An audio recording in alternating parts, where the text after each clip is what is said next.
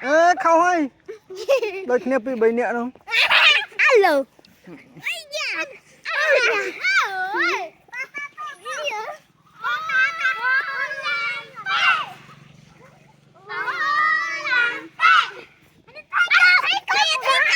ô đập cái nào cái nào cái nón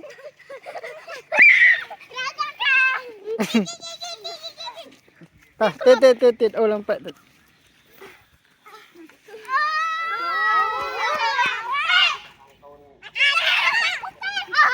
ơ không cục khâu ấy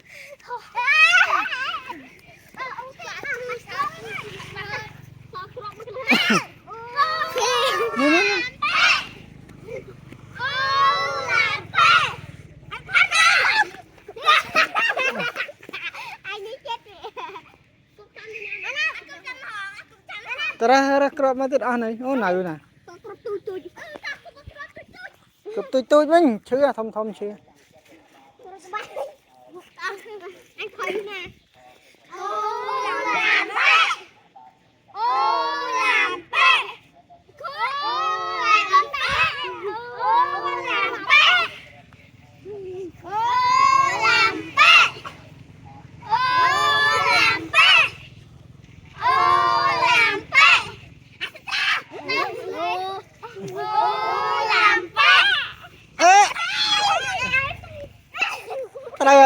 trời có bắt trời hơn nè tết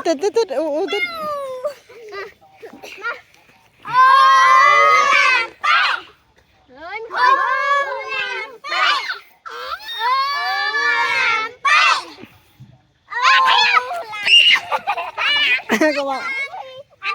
trai roti cục mui bán này à crop này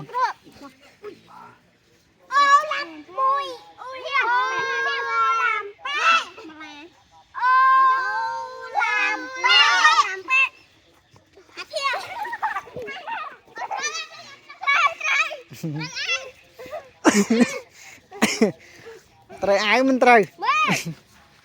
à crop ấy nè